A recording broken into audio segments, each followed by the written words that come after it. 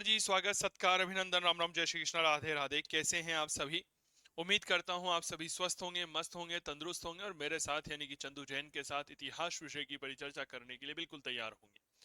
मेरे प्यारे साथियों, हम फ्रांस की क्रांति कंप्लीट कर चुके थे और आज हम अगले अध्याय की ओर आगे बढ़ रहे हैं। अगला अध्याय वह है जिसने क्रांति को की वजह से उस व्यक्ति का जन्म हुआ, लेकिन उस व्यक्ति ने क्रांति को ही नष्ट कर दिया। बिल्कुल सही सुना, मैं बात कर रहा हूं नेपोलियन बोनापार्ट की। बिल्कुल, चलिए शुरुआत करते हैं और आइए हमारे इतिहास को हम आगे बढ़ाते हैं।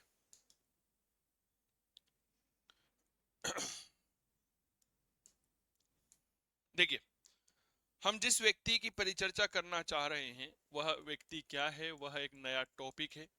और नया टॉपिक में हम क्या पढ़ रहे हैं जी? हम पढ़ रहे हैं नेपोलियन बोनापार्ट।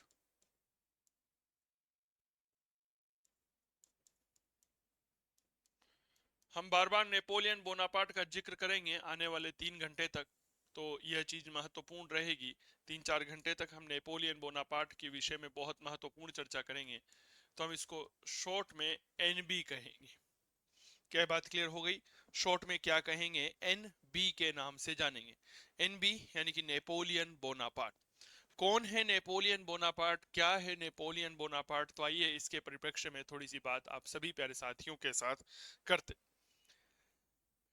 मेरे प्यारे साथियों, सबसे इस बात को समझिए कि जब हम नेपोलियन बोनापार्ट के बारे में पढ़ते हैं तो हमें क्या क्या पढ़ना होता है। चलिए देखिए, जब नेपोलियन बोनापार्ट के बारे में पढ़ा जाता है तो सबसे पहले इसका परिचय आपको यहाँ पर जानना चाहिए। ठीक है, नेपोलियन बोनापार्ट का इसके बाद आप जानिएगा प्रारंभिक जीवन, कि इसकी अर्लियर जो लाइफ है वह कैसी रही। फिर जब हम आगे बढ़ते हैं तो हम कहते हैं नेपोलियन बोनापार्ट का काल। यहाँ पर नेपोलियन बोनापार्ट का जो काल होता है यह 1799 में जब ये प्रथम कौंसल बना और यह फ्रांस के सम्राट के रूप में 1815 ईस्वी तक रहा, तब तक माना जाता है। फिर इसको दो भागों में बांटा जाता है। यहाँ पर रखा जाता है प्रथम कौंसल, कौंसल यानी कि सलाहकार, और एक होता है फ्रांस का सम्राट। क्या होता है? तो याद रखिएगा, फ्रांस का सम्राट। 1799 से 1804 ईस्वी तक यह प्रथम सलाहकार रहा और 1804 से 1815 तक यह फ्रांस का सम्राट रहा।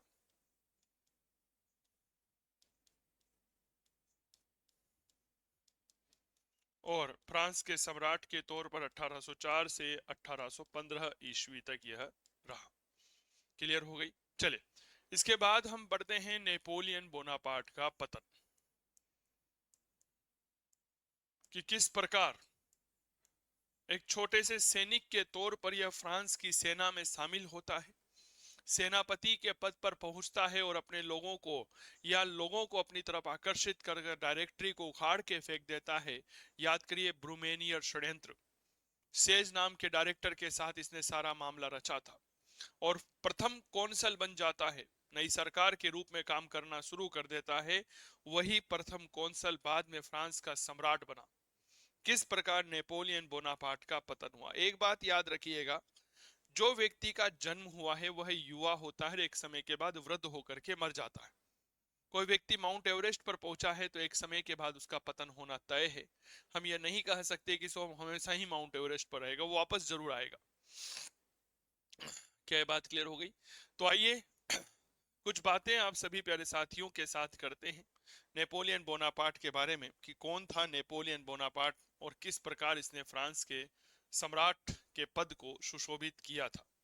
मैं नेपोलियन बोनापार्ट की बात करता हूं तो नेपोलियन बोनापार्ट कुछ ऐसा दिखता है। मैं कहाँ गया? नेपोलियन का ही फोटो नहीं है जिसके बारे में पढ़ा रहे हैं।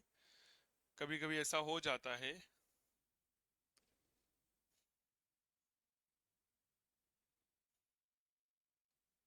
यह है सर नेपोलियन।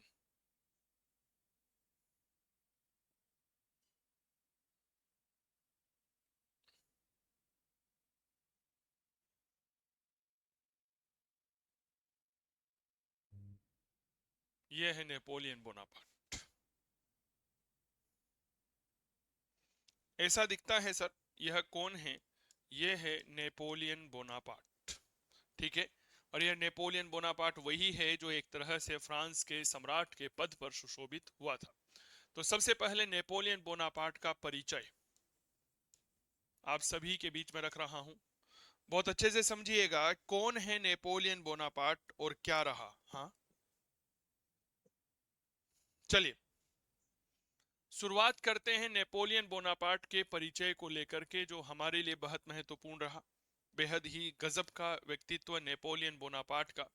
कहा जाता है नेपोलियन जो है, नेपोलियन बोनापार्ट जो है सर, इसने एक आत्मकथा लिखी थी जिसे हम कहते हैं नेपोलियन लीजेंड। पहले कुछ बात समझिएगा, नेपोलियन जो शब्द है यह यूनानी भाषा का शब्द है, ठीक है, जिसका शाब्दिक अर्थ होता है घाटी का शेर, और इसका जन्म हुआ था 15 अगस्त 1769 को इटली के कोर्सिका द्वीप के। कोर्सिका द्वीप में अजेसियो नाम का एक स्थान था, वहां पर हुआ था। यह बात याद रखिएगा। रूसो ने एक दिन कहा था, एक बार कहा था कि कोर्सिका द्वीप जो है वह किसी दिन विश्व को आश्चर्यचकित कर देगा। नेपोलियन बोनापार्ट स्वयं कहता है कि जब मेरा जन्म हुआ था तब फ्रांस जल रहा था। अब कल्पना करें, नेपोलियन बोनापार्ट, बिल्कुल सही बात है, 1769 यह वो समय है जब फ्रांस में आर्थिक अव्यवस्था उत्पन्न हो चुकी थी, और इस आर्थिक अव्यवस्था की वजह से फ्रांस में आर्थिक संकट व्याप्त हो चुका था। तो आइए परिचर्चा करते हैं कुछ आप लोगों के लिए। देखिएगा,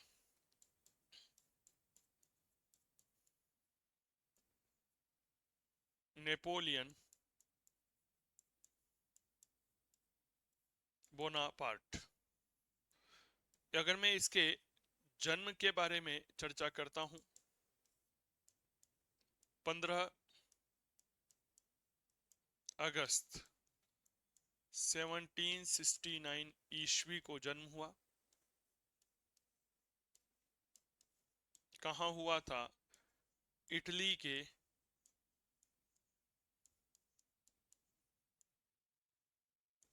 कोर्सिका द्वीप के, इटली में एक द्वीप है कोर्सिका, ठीक है, इस कोर्सिका द्वीप के अजेचियो नाम के स्थान पर।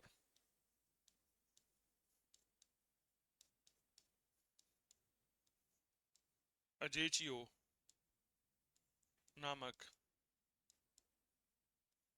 स्थान पर यह प्रश्न आपके पूछा गया है कि कोर्सिका द्वीप जो है वह चर्चा का विषय क्यों रहता है। एक बार कोर्सिका द्वीप को देखिएगा, यह है सर कोर्सिका द्वीप, आप यहाँ पर नक्शे में देख पा रहे होंगे। देखिएगा, इधर ये फ्रांस है, इधर इटली है, क्या बात क्लियर हो गई?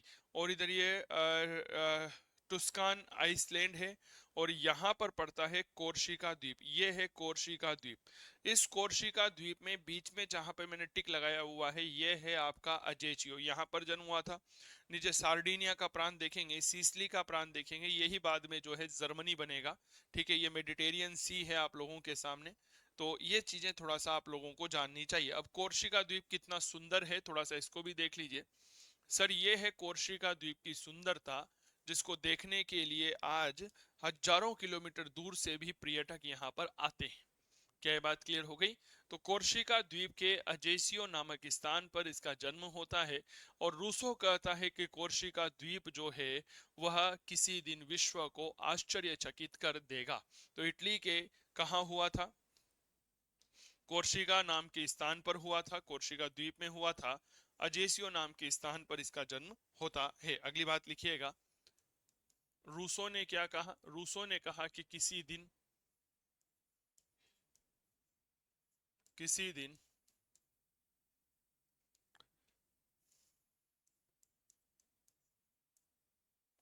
कोर्सिका द्वीप विश्व को आश्चर्यचकित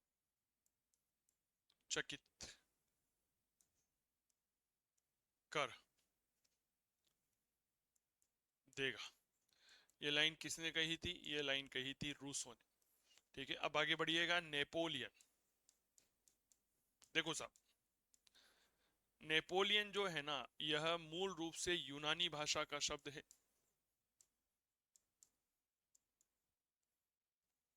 यूनानी भाषा का शब्द है।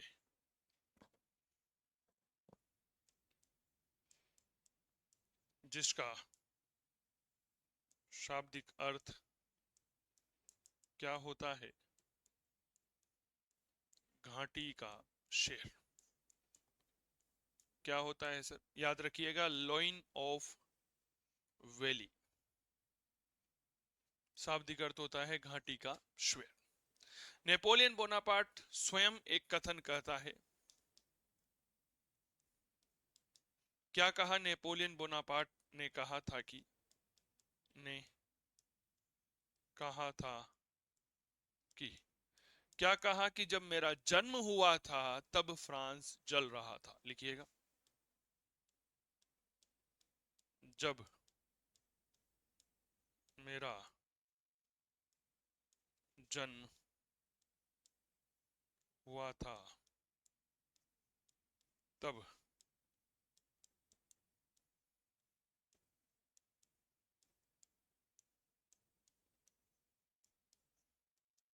फ्रांस जल रहा था। जब मेरा जन्म हुआ तब फ्रांस जल रहा था, ये नेपोलियन बोनापार्ट ने कहा था। ठीक है, तो नेपोलियन बोनापार्ट वास्तविकता में सही बात कही थी कि जब उसका जन्म हुआ तब फ्रांस जल रहा था। कितनी बड़ी बात है सब। ठीक है ना, कहते हैं कि जो विश्व के बड़े लोग हुए ना उनको सब पता रहता है। रूसो को पता था कि जब नेपोलियन बोनापार्ट का कोर्सिका में जन्म हुआ तो रूसो अपने अपने लिखता है, रूसो कहता है, पत्रकारों से कहता है। क्या कहता है? रूसो कहता है कि एक दिन कोर्सिका द्वीप जो है वह विश्व को आश्चर्यचकित कर देगा। क्लियर हो गई? चलिए, नेपोलियन की आत्मकथा नेपोलियन लीजेंड के नाम से है। अगला लिखिएगा, नेपोलियन बोनापार्ट की आत्मकथा यानी कि बायोग्राफी किस नाम से है?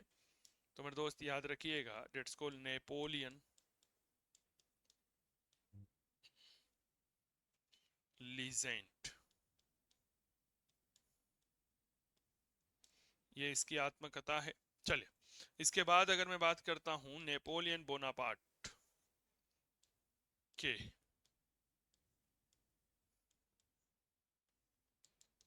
उपनाम, सर इसे कहा जाता है क्रांति पुत्र। ठीक है, क्या कहा जाता है? क्रांति पुत्र कहा जाता है। दूसरा है, रोबस्पियर के विचारों को मानता था। रोबस्पियर वही है जिसने फ्रांस में आतंक के न्यायालय की स्थापना की थी, इसीलिए इसे क्या कहा जाता है? छोटा रोबस्पियर कहा जाता है। छोटा रोबस्पियर कहा जाता है। छोटा रोबस्पियर कहने के पीछे एक छोटी सी बात और है। नेपोलियन की हाइट बहुत कम थी, 4.5-5 फीट का ही था यह, लेकिन शक्तिशाली इतना गजब का था कि बस पूछो मत हो। ठीक है, नेपोलियन बोनापार्ट के ऊपर एक मूवी आई हुई है, अभी कुछ समय पहले आई थी, आपको पता होगा, नेपोलियन बोनापार्ट, जिसमें नेपोलियन बोनापार्ट की संपूर्ण आत्मकथा को बताया गया है। इसे ही क्या कहा जाता था? लिटिल कास्पोलर कहा जाता था, यानी कि छोटा नायक। लिटिल कास पोलर, इसका मतलब होता है जी छोटा नायक। इसे ही यूरोप का निर्माता भी कहते हैं। तो एक लाइन और लिख लो,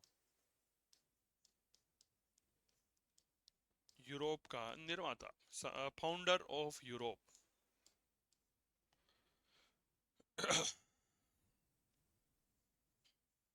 लिख लीजिए यहां तक।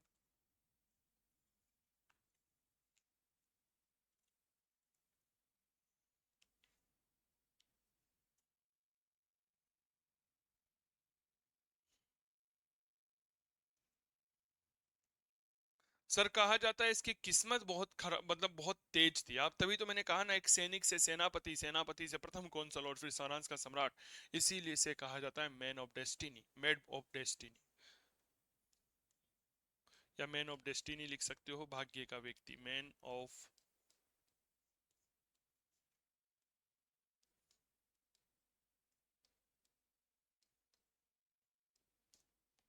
और इसके बारे में हम लिखेंगे द्वितीय जस्टिनियन। द्वितीय जस्टिनियन क्यों कहा जाता है? इसने मूल रूप से एक सिविल संहिता या विधि संहिता का निर्माण किया था, इसीलिए द्वितीय जस्टिनियन कहा गया। ये भी यहीं पर लिख लो, द्वितीय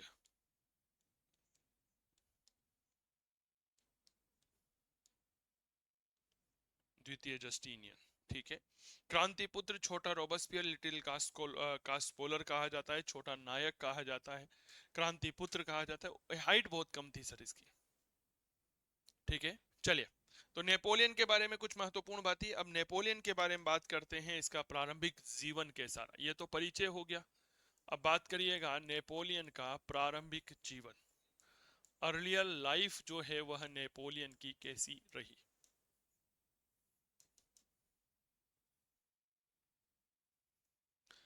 सर अर्लियर लाइफ के बारे में अगर मैं आप लोगों से कुछ बात करूं तो मुझे लगता है कि वो ठीक रहेगा और करना भी चाहिए।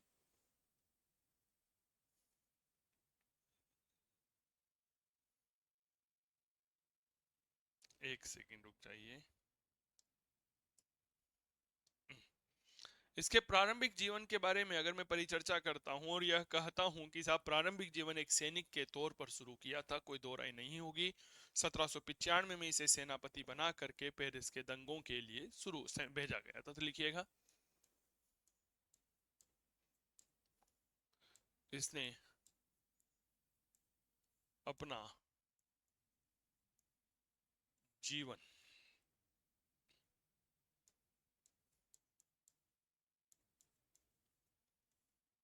सैनिक के रूप में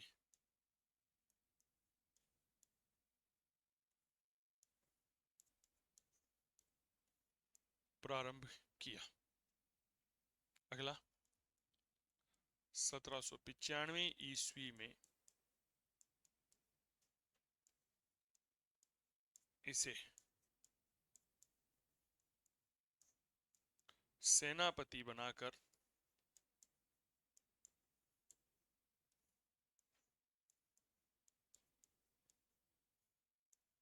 पेरिस के दंगों के दमन हेतु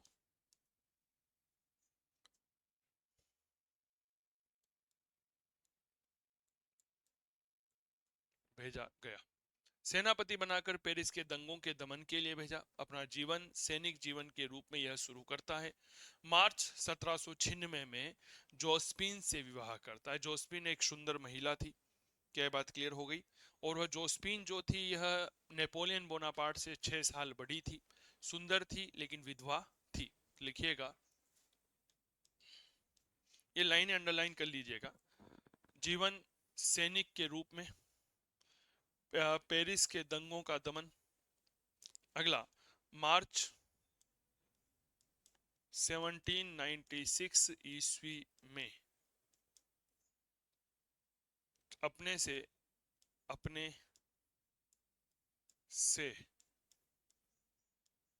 6 वर्ष बड़ी, वो कहते हैं ना जी प्यार अंधा होता है, तो वैसे हम नेपोलियन का प्यार अंधा ही था। अपने से 6 वर्ष बड़ी लेकिन सुंदर विधवा,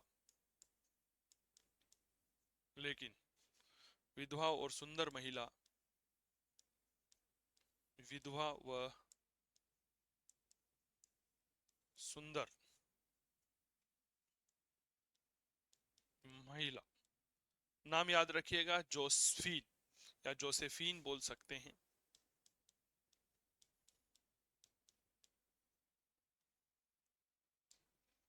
जोसेफीन से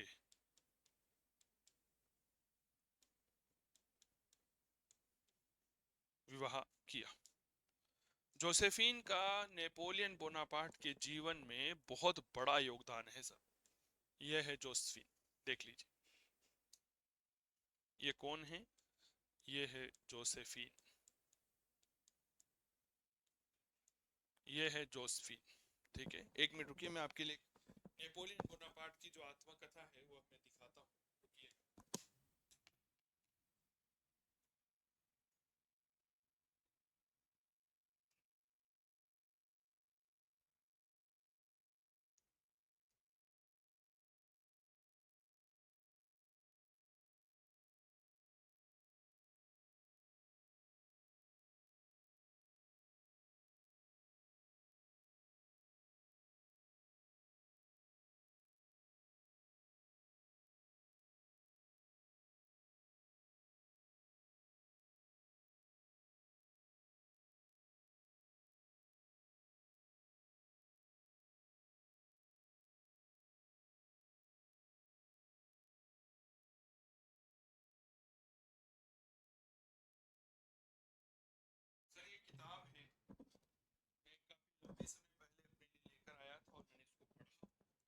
नेपोलियन बोनापार्ट से मैं प्रभावित हुआ। आप सभी देखिएगा, ये नेपोलियन बोनापार्ट की आत्मकथा है। आप देख रहे होंगे, it's a biography of Napoleon Bonaparte, और बेहद गजब की किताब है। इसमें शुरुआत की गई है नेपोलियन बोनापार्ट के जन्म से लेकर के कि 15 अगस्त 1769 को फ्रांस के अधीन एक छोटे से द्वीप में एक वीरांगना और सैनिक पिता के घर पर एक बालक का जन्म हुआ, जिसका नाम नेपोलियन रखा गया। जिस द्वीप में नेपोलियन का जन्म हुआ था उसका नाम कोर्सिका था। कोर्सिका पहले जेनेवा का हिस्सा था, लेकिन फ्रांस ने उस पर जबरन कब्जा कर लिया। कुछ लोग यह भी कहते हैं जेनेवा ने कोर्सिका को फ्रांस के हाथों बेच दिया था। ठीक है, तो कोर्सिका जो है वो फ्रांस के नियंत्रण में था, अतः जन्म से फ्रांस का नागरिक हुआ कौन? नेपोलियन। तो ये सब चीजें हैं मेरे दोस्त, और पूरी जानकारी यहाँ पर दी गई है। कभी मौका मिले तो इसको जरूर पढ़ें, और आप लोगों को काफी कुछ नई जानकारियां मिलती है। मेरे पास सब कुछ यहाँ पर अवेलेबल हो जाएगा। मेरे पास हिटलर की आत्मकथा भी है। बिल्कुल आपने सही सुना। जब हम हिटलर पढ़ेंगे, जर्मनी के बारे में पढ़ेंगे, तब मैं आपको हिटलर के बारे में बताऊंगा। बड़ा अच्छा लगता है, क्योंकि इतिहास का विद्यार्थी हूँ, इतिहास ही जीवन है। मेरे तो खून में भी इतिहास है। आप कभी नस काट के देखिएगा ना, तो लोगों के नसों में तो प्यार टपकता है। मेरी बात सुन रहे हैं? लेकिन मेरी नसों में प्यार नहीं टपकता, मेरी नसों में जो है वह क्या टपकता है? तो मेरे दोस्त, इतिहास टपकता है। नेपोलियन बोनापार्ट मार्च 1769 में अपने से 6 वर्ष बड़ी लेकिन सुंदर विधवा महिला जोस्फीन से विवाह कर लेता है। कौन? Napoleon Bonaparte. इस बात को याद रखिएगा, यह नेपोलियन बोनापार्ट जो है उसका पहला विवाह है। 1769-97 में नेपोलियन बोनापार्ट को इटली की तरफ से, जी हाँ आपने बिल्कुल सही सुना, इटली की तरफ से ऑस्ट्रिया अभियान पर भेजा गया। सर, यह बेसिकली इटली ने फ्रांस का जो युद्ध मंत्री था कार्नो, उसको लेटर लिखता है। कौन? इटली का मंत्री, या इटली इटली की सरकार फ्रांस की सरकार को लेटर लिखता है। उस समय फ्रांस में युद्ध मंत्री हुआ करता था कार्नो, और इटली को ऑस्ट्रिया पर अभियान करना था और सेना की आवश्यकता थी। तो फ्रांस ने कहा जी हमारे पास एक सैनिक पड़ा है, इसको हम भेज देते। क्या ये बात क्लियर हो गई? तो 1797 96 में इटली की तरफ से यह ऑस्ट्रिया अभियान पर गया था। क्या ये बात क्लियर हो गई? तो अगली लाइन लिखेंगे, और जब ऑस्ट्रिया अभियान पर गया, ऑस्ट्रिया को जीता, तो मेरे दोस्त यह 17 अक्टूबर 1797 को कैम्फोर्नियो की संधि करता है। कौन सी संधि करता है? कैम्फोर्नियो की संधि, या कंफो फोर्मियो की संधि करता है। तो लिखिएगा, फ्रांस के युद्ध मंत्री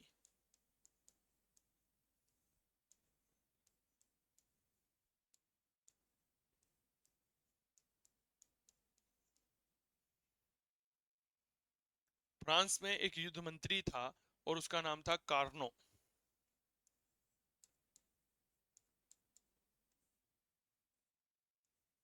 कार्नो ने नेपोलियन बोनापार्ट को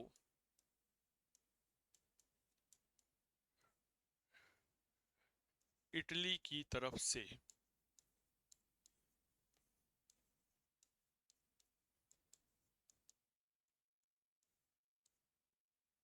ऑस्ट्रिया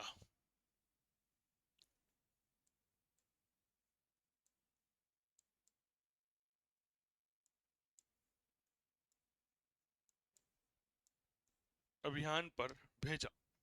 कौन से अभियान पर भेजा? तो याद रखना, ऑस्ट्रिया अभियान पर भेजा। नेपोलियन बोनापार्ट ने 17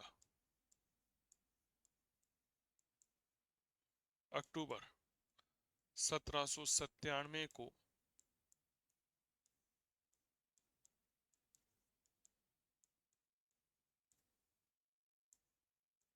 ऑस्ट्रिया के साथ जो संधि की थी, उस संधि का नाम क्या था? कंपो फोर्मियो की संधि। ऑस्ट्रिया के साथ कंपो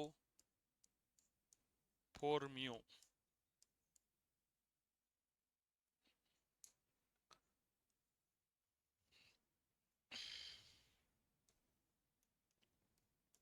की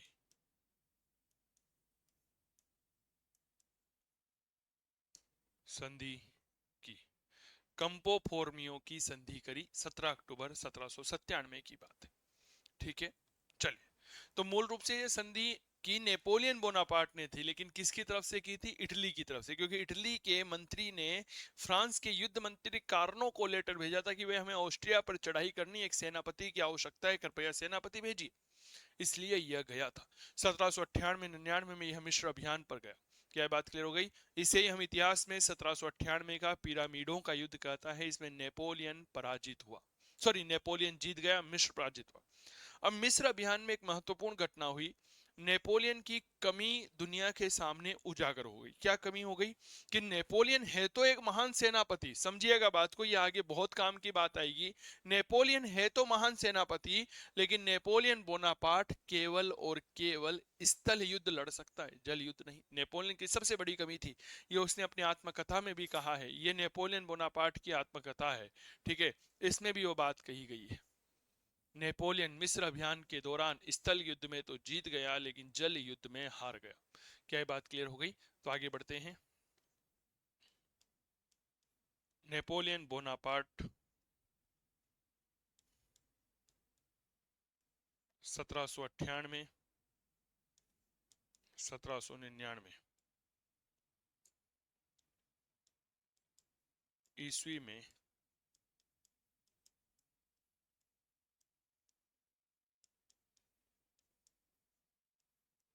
मिस्र अभियान पर गया,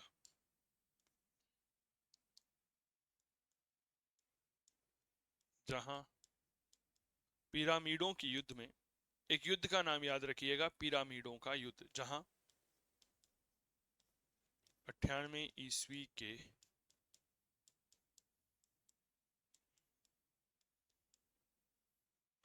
पिरामिडों के युद्ध में नेपोलियन बोनापार्ट ने मिस्र को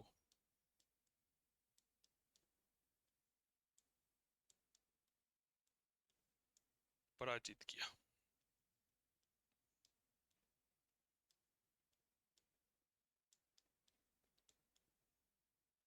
इस अभियान में नेपोलियन बोनापार्ट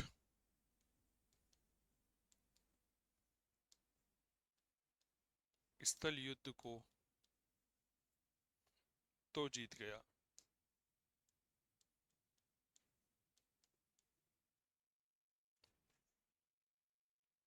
जीत गया,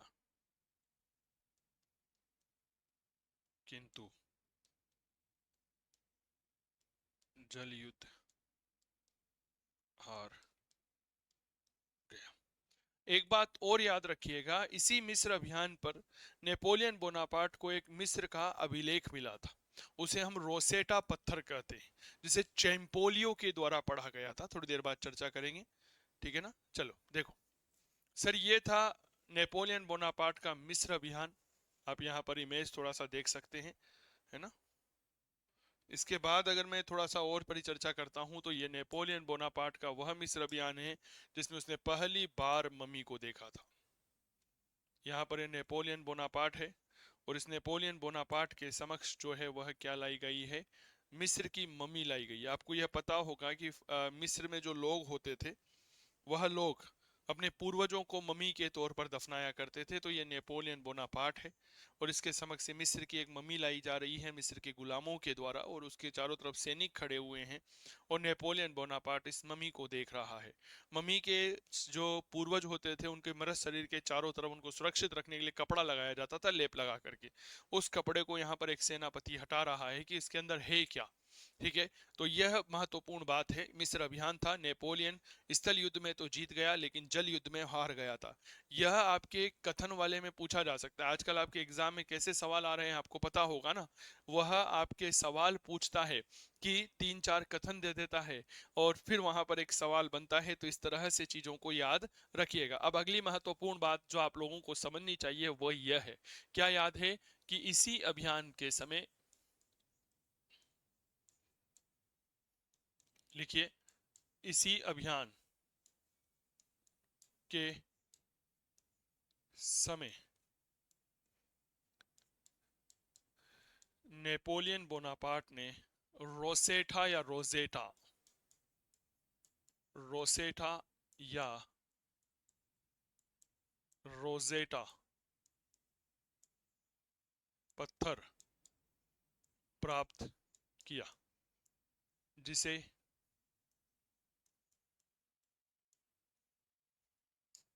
चैंपोलियन, जिसे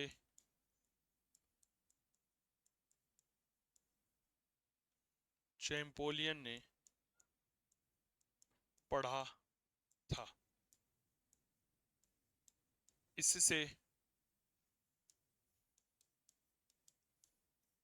मिस्र के बारे में ऐतिहासिक जानकारी प्राप्त हुई।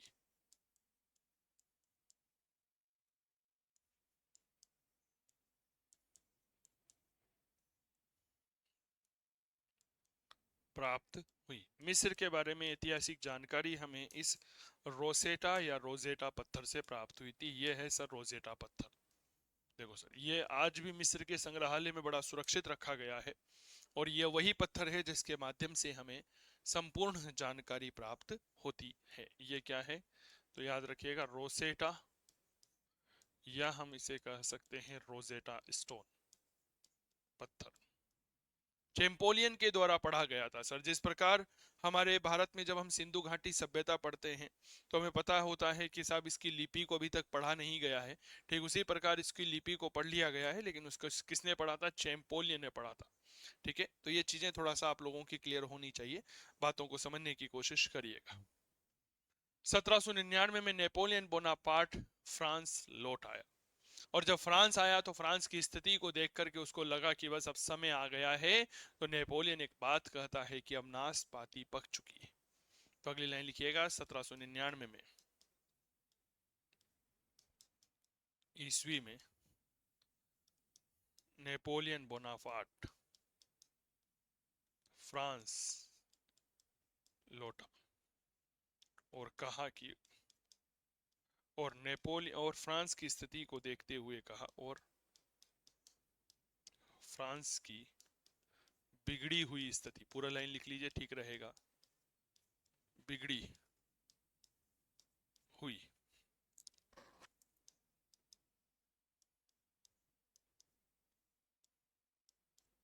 स्थिति को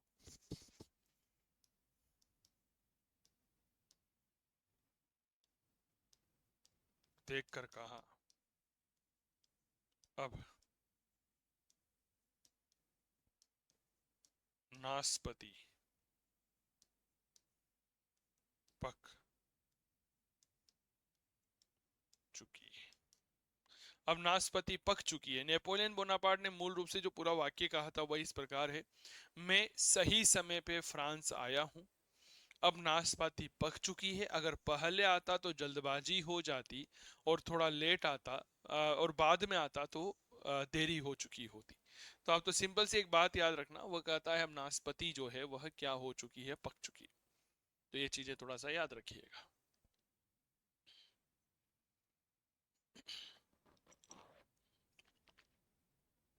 लिख लिया? चलो अब इसके आगे के इतिहास को थोड़ा सा इस अंदाज में पढ़ने की कोशिश करते हैं जो आपकी परीक्षा के दृष्टिकोण से बेहद आवश्यक बनेगा, बेहद उपयोगी बनेगा। नेपोलियन बोनापार्ट का काल।